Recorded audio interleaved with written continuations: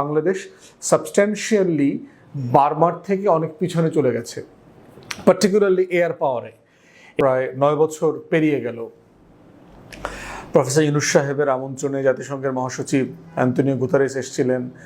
উনি একটা আভাস দিয়েছিলেন বাংলাদেশ হয়তো যেটা রিপ্যাট্রিয়েশন, মানে রোহিঙ্গাদেরকে তার দেশে ফিরে নেবার যে একটা বন্দোবস্ত, সেটা করতে পারবেন। ইভেন আগামী ঈদ যেন করতে পারেন এমন একটা ইঙ্গিতও সেখানে দেওয়া হয়েছিল। রোহিঙ্গা ক্যাম্পে যে প্রোগ্রাম হয়েছিল, বাংলাদেশের পক্ষ থেকে জাতিসংঘকে মিলিয়ে একটা হিউম্যানিটেরিয়ান করিডোর করবার আলোচনাও চলছিল, যে ক্যাম্পগুলোকে আমরা মিয়ানমারের ভিতরে নিতে পারি কিনা, যেখানে জাতিসংঘের অধীনে এগুলো তত্ত্বাবধান করা হবে এবং বাংলাদেশের এখান থেকে ফুড সাপ্লাই, মেডিসিন সাপ্লাই যে একটা চেইন, এটা এখান থেকে তৈরি করা হবে। কিন্তু অন্তর্বর্তীকালীন সরকারের ভিতরে যে ভারতপন্থী উপদেষ্টা যারা ছিলেন, কিছু দালাল টাইপের লোকটোক আমলাদের মধ্যে ছিলেন, তারা এটা এক্সপোজ করে দেয় এবং বাংলাদেশের গণমাধ্যমে এটা বিশাল একটা ইস্যু বানিয়ে বিষয়টাকে বেশ নেতিবাচকভাবে নাই করে দেয়। পুরো আলাপটা এবং প্রসেসটা তখন আর ফাংশনাল হয়নি, কার্যকর হয়নি।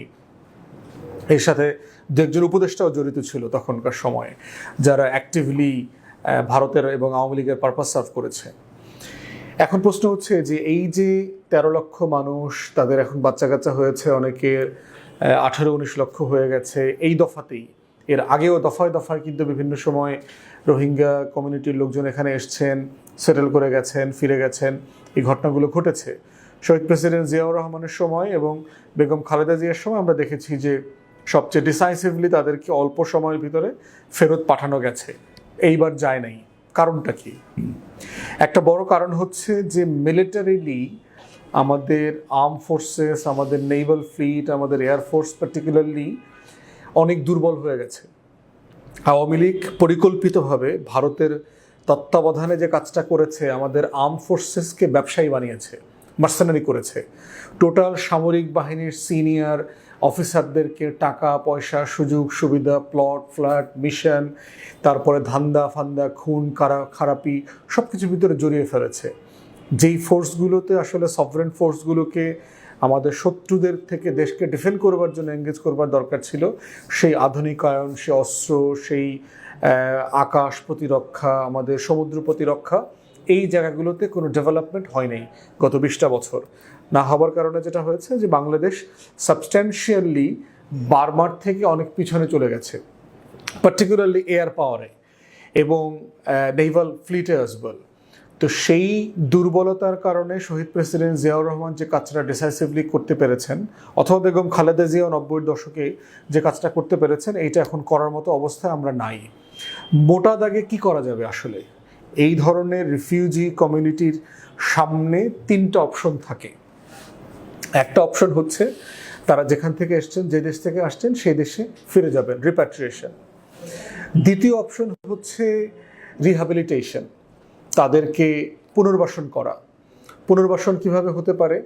আপনার বাংলাদেশ তাদেরকে অ্যাবজর্ভ করে নিতে পারে, যেটা ইউরোপিয়ানরা, পশ্চিমারা বাংলাদেশকে প্রচুর প্রেশার দিচ্ছে যে তোমাদের 20 কোটি 22 কোটি মানুষের দেশ, 20 লাখ লোক হাওয়ার মতো, তুলার মতো মিশে যাবে।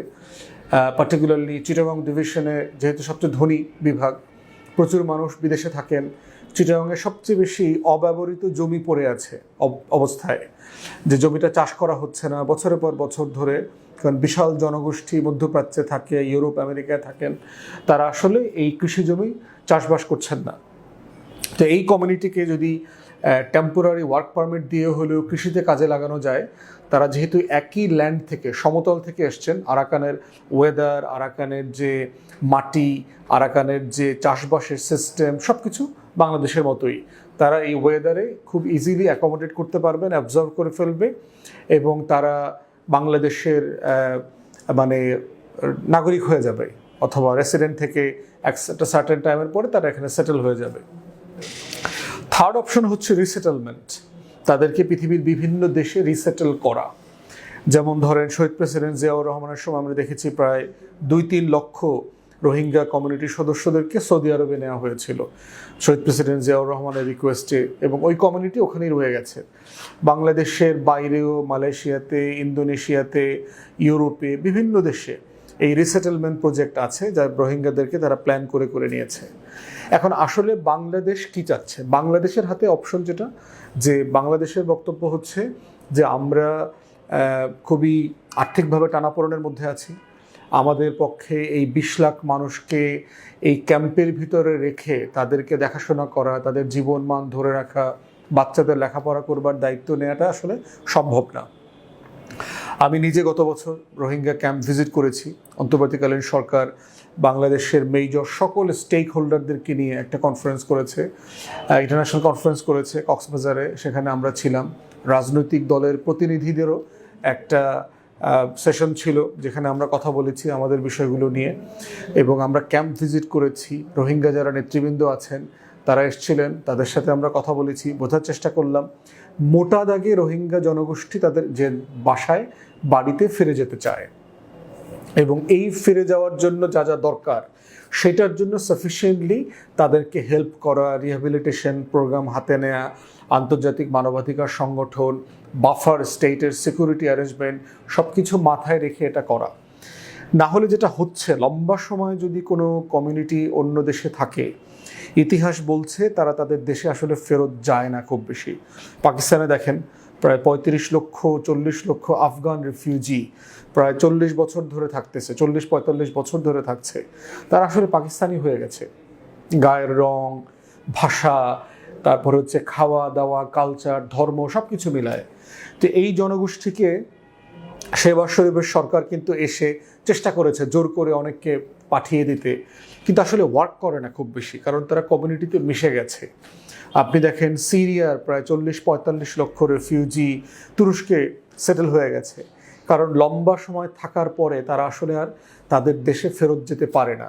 সিরিয়ান রেফিউজি যারা জার্মানিতে চলে আসছে প্রায় 15-16 লক্ষ, তারা কি আসলে জার্মানি থেকে তার দেশে ফেরত যাবে? যুদ্ধ বন্ধ হয়ে গেছে, একটা অন্তর্বর্তীকালীন সরকার মোটামুটি দায়িত্ব নিয়ে চলছে, তা আসলে হয়ে ওঠে নাই। বাংলাদেশেও দেখবেন বিভিন্ন সময় রাজনৈতিক প্রসিকিউশন উপরে ভিত্তি করে পৃথিবীর বিভিন্ন দেশে অ্যাসাইলাম সিক করেছে, হাজার হাজার মানুষ আছে। সরকার বদলে যায়, তারা কি আসলে দেশে ফিরে আসে না। তো এই সকল বাস্তবতায় আমাদেরকে মাথায় রাখা দরকার, যত বেশি সময় লাগবে তাদের প্রত্যর্পণ করবার জন্য, তত বেশি হচ্ছে আমাদের উপরে এইটার বার্ডেনটা বাড়বে। এবং সেক্ষেত্রে বার্মার সাথে নেগোসিয়েশন, ডিপ্লোম্যাসি, চায়নাকে দিয়ে প্রেশার ক্রিয়েট করা সব কিছু যেমন চালাতে হবে, ঠিক একইভাবে আমাদের এয়ার ক্যাপাসিটি, আমাদের নেভাল ক্যাপাসিটি বাড়াতে হবে, যেটা আসলে বার্মাকে একটা হুমকির মধ্যে ফেলার সুযোগ থাকে। সেই রকম সামরিক সক্ষমতা তৈরি করতে পারলে আমরা বোধ করি যে রোহিঙ্গাদেরকে রিটার্ন করবার জন্য আমাদের নেগোসিয়েশনের টুলস এটা বাড়বে।